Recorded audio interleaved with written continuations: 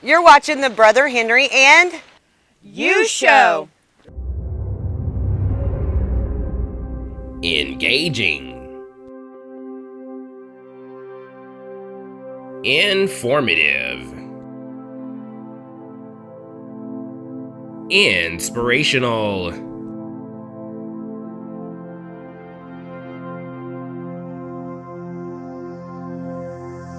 Enjoy today's program. It's one thing to be hurt by a friend or rejected by a friend. It's one thing to be rejected by somebody out there on the streets or a coworker. But it's another thing to be rejected by someone that's close to you. Yes, we're talking about family. We're talking about a husband, a wife, girlfriend, boyfriend, somebody that has some closer relationship with you. Why is it that hurt seems to be the worst hurt ever? There's really no comparison because there's no greater hurt than experiencing the hurt from someone or rejection from someone who we're close to. I think it's important that we understand this. Understanding how rejection works and operates in relationships and marriages, very important. So we're going to dive into part 5. You're watching the Brother Henry and You Show. I'm your host, Henry Harris. Thank you for watching. We're going to go into part 5, understanding rejection in relationships and marriages. We are still in our series, The Walk Through Rejection, and it's been quite an adventure. I know from personal experience that there is no greater hurt than that we receive from spouses, family, and relationships. While hurt can come from anywhere, you would think that those we have a personal or closer relationship with won't hurt us or won't reject us. But the truth is, it happens sometimes within our own house and within our own relationships with those that we are close to. We know that unfortunately, this is not always true, and it is important to understand rejection in our relationship with those that we are close to or have a closer relationship with. Now, it has been said that love is the core of any relationship. But what do you do when you hear words like, I don't want you, stay away from me, I hate you, you are a disgrace? How do we respond to such words? But what are some root causes of it? Have you ever asked yourself that question? We're talking about people that are close to you who tell you these things. They said it, but in the back of my mind, I like to go deeper. What made them think that? Why are they saying this to me? What's in their heart that is a reflection of what they're saying? I have 4 things that we can at least consider. I'm not saying that there are more, but I think there are 4 things that we can consider why those we are in relationship rejects us. Mind you, those who claim that they love you. Number 1, they are more in love with themselves than you. You can't make a person love you. And folks, that is just a reality. You cannot make a person love you. You cannot make a person accept you. That's just the truth. Many people are not really in love with you. They're just in love with themselves. And they are in love, many times they're just in love with what you have. And I know that that is not true love. So sometimes people that are close to us, they only love us because they love what they can get from us. Number 2, you fail to meet their expectations. Now, I'm not one for expectations. I mean, I'm in a relationship, and one thing that me and her always talk about is that we don't have expectations of each other. I think expectations can breed control, because you start to look at your spouse and you start to say, okay, I expect this of you, I expect that of you. And when they fail to do that, we tend to reject them. Not just in a relationship, but even in a friendship. Because that, even though we're not talking a lot about friends, not saying that we don't have friends that are closer to us, but you can even look at this in terms of friendship, that sometimes we have certain expectations of our friends that if they fail to meet them, we just throw them away, we push them to the side. So I always tell people, I'm not saying expectations is not a bad thing. At the same time, when there's no expectations, it seems like any relationship seems to be more fruitful. It seems like it's more productive because neither of you are expecting anything from each other. Number three, you have a twisted view of adoration. Some think their rejection is a reflection of love when it's actually a reflection of selfishness. Many people today have a twisted view of adoration. They really don't know what love is. And many people don't know what love is because they don't know what it means to be loved. That's an important note to take as well.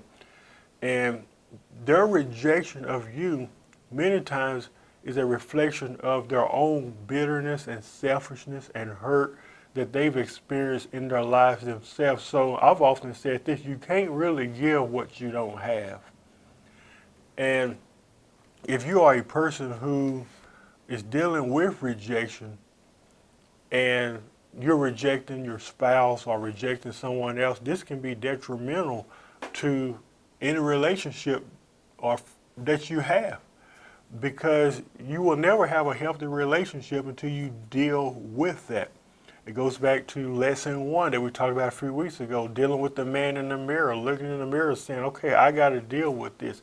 There is an issue here, because it will destroy your relationship. It will destroy potential relationships until you learn how to deal with that. Number four, they feel bad about themselves.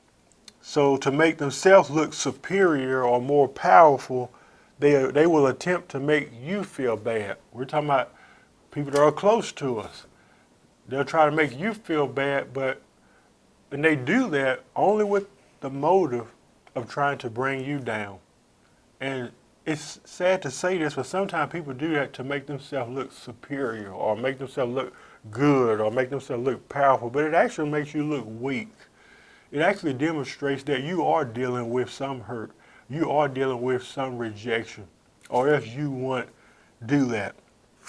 These are just a few, but there are many reasons why those who we are in relationship with reject us. I'm sure you know a few. A very good friend of mine made this quote. Her name is Nikki, and this is what she says. It is also a reflection of brokenness, woundedness, and self-perceived vulnerability.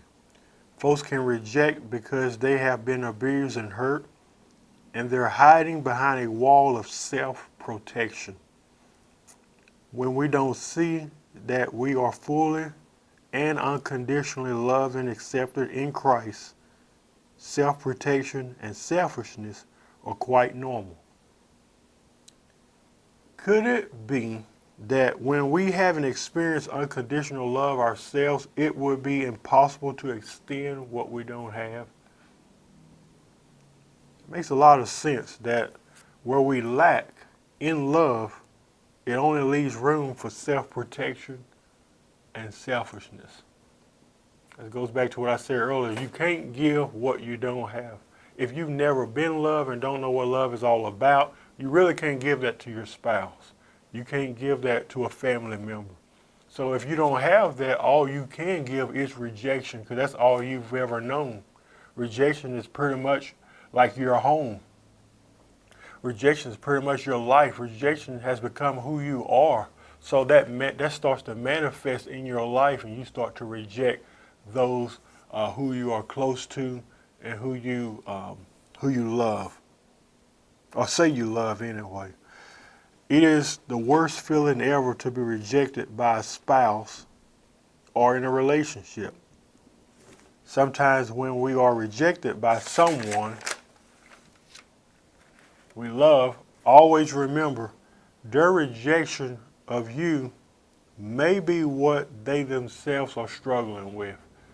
And I believe that's very important. You need to know that the person that say they love you, they're rejecting you, but they may be struggling with rejection themselves. They may be struggling with some woundedness, as my friend Nikki said earlier, themselves. And I believe we need to be compassionate and try to at least understand, why are they rejecting me? What is the root cause of this? What can I do to make the situation better? What is the cure for this?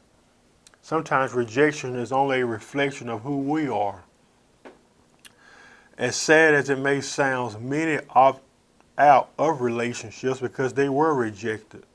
I understand this all too well because I have been in relationships where I was rejected, and my only conclusion to the situation was just to opt out. Because let's be honest, why would you want to be connected to something or someone that's rejecting you, or that's hurting you, or causing damage in your life? You want to be with somebody who will not only love themselves, but will love you. You want to be with somebody that, even if they are experiencing rejection, they won't project that on you because they're experiencing rejection, or because they're miserable, or because they're hurt. They won't start to project that on you, because if you stay in that relationship or marriage or whatever, oftentimes you will start to become a person that you weren't at first. You have to get what I'm saying. You will start to become what the other person is trying to project on you. They're miserable, so they're going to make an attempt to make you miserable. I've seen this happen. They're upset, so they just want you upset. Their life is hell, so they want to make your life a living hell. I'm telling you, I've seen this happen. I think opting out, walking out of a relationship, I think many times it's healthy that we do that. I mean, if you feel like that's necessary. Why be connected to someone who constantly rejects you, who tells you words like we talked about earlier? I don't want you. You're disgusting.